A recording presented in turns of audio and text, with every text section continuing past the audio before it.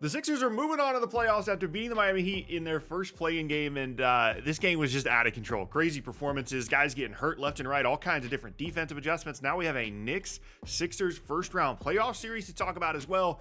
Let's talk about the game first. So the game gets started, and it's basically what you expected. It is just an absolute rock fight between these two teams that at times really struggle to score, especially with the Sixers still dealing with Joel Embiid returning from an injury. He looked absolutely gassed for most of the game. He certainly didn't look healthy for any real part of the game. And once things really started getting going, the Heat just looked like the better basketball team. They went to their zone in the second quarter. It gave Philadelphia a ton of issues. For the first half of the second quarter, the Sixers scored like 4 points, and they had more turnovers than that. They could not get the zone figured out. Miami was extremely active. They went to the zone partially because they just wanted to change things up. That's what they do defensively, but also Bam picked up 2 early fouls on Joel Embiid, so they kind of felt the need to protect him a little bit more in terms of not having to guard Embiid one-on-one individually. But interestingly, other than getting to the free throw line, Embiid wasn't really hurting Miami that much. It just seemed like they were having issues staying in front of guys defensively, and that's why they went to the zone. And for a while, the zone worked really well. I mean, Sixers fans were booing their team. They were down double digits, and going into halftime, it looked like this was going to be potentially the end for the Sixers season. Despite the effort of Joel Embiid to come back from this injury, he just never really looked healthy, even for the entirety of the game.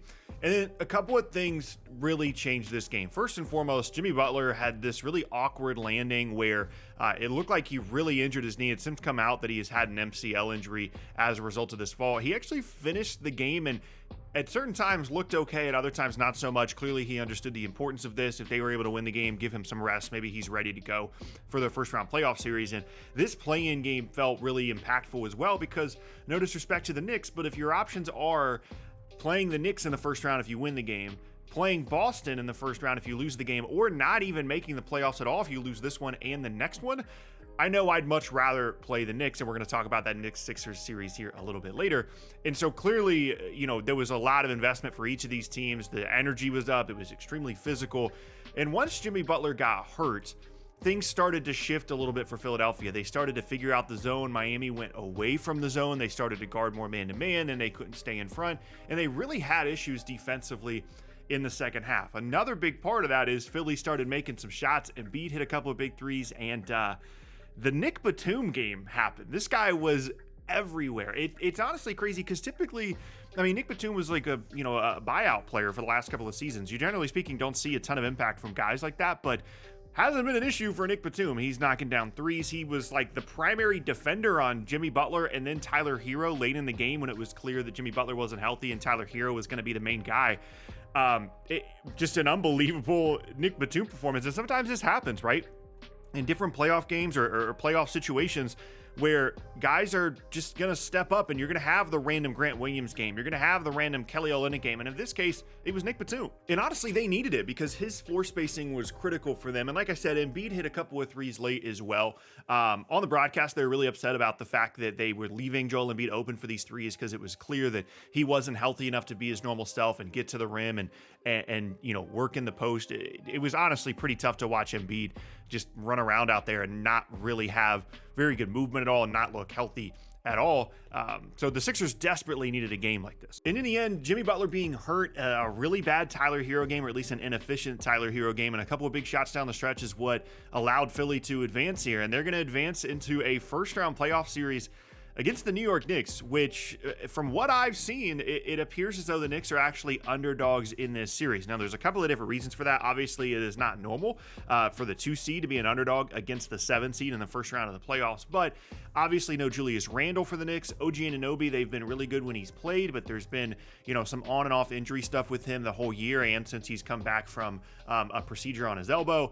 And generally speaking, I think the vibe around the Knicks is that they have overperformed, that because of how crowded the Eastern Conference is, there's actually not that much of a difference between the 2 and the 7 seeds, certainly not from the standings perspective. And of course, with Embiid missing a ton of games, if Embiid was healthy the entire year, it's likely that Philly would have actually been the 2 seed rather than the Knicks. And in that series in particular, I would not bet against the Knicks in this series, just because I understand that there's some momentum here now for Philly coming off the play-in game. But if Joel Embiid is going to be the guy that we just saw in the play-in game, Philly, it's not that they don't have a chance, but they're going to need an unbelievable maxi series. They're going to need, Nic Batum to keep hitting shots. Like, everything they do revolves so much around Embiid, and he's just not even remotely close to himself. I mean, I'd say he looked like he was about 50% in this playing game. Maybe he, hurt his knee a little bit more in this game, and he'll be a little bit healthier by the time the series rolls around. But when you're talking about a long, grinding playoff series with a team as physical as the Knicks, it's going to be a tough task, I think, for Philadelphia to deal with this Knicks team throughout the entirety of the series. I mean, Brunson, if Embiid is hurt, Brunson is the best, most consistent player in the series, and we know the Knicks can guard. They're going to bring energy. They're going to have a great home court, and I think it's going to be a close series, but I'm honestly a little bit confused with how Embiid looked in this play-in game and has looked for a little bit here, coming back from the injury.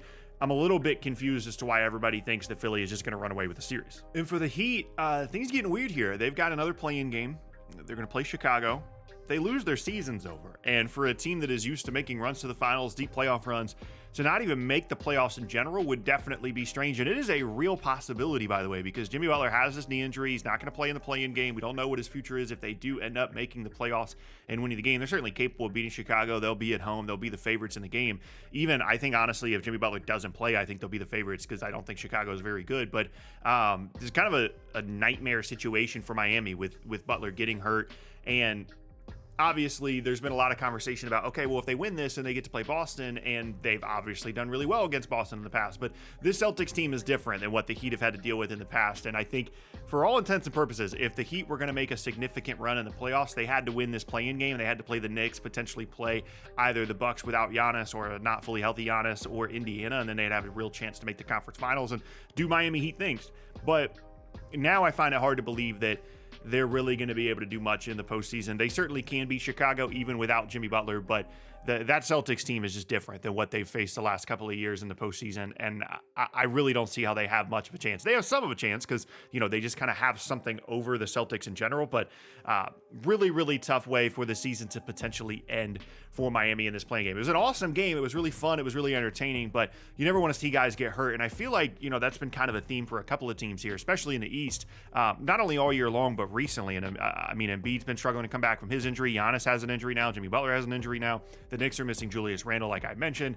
And I don't know if that's a byproduct of the new, 65 game rule, guys trying to play more games or whatever the case may be. But hopefully everybody stays healthy and we can continue to see some really cool basketball. This was a fun game. I mean, the Nic Batum effect is just something that you have to account for sometimes in these playoff or play-in games. Anytime there's an elimination game situation, one guy having an awesome game could completely change everything. And that certainly happened with Nic Batum in this. We'll see what happens now moving forward for the Sixers against the Knicks. I think it's going to be a good series. I would pick the Knicks personally, and then for the play-in between Miami and Chicago, I would pick the Heat. I'm not super confident about it because of the injury to Jimmy Butler, but I'm not going to just completely count out the Heat just yet, even if that first round potential playoff series against the Celtics probably won't go too well, but a super fun game regardless.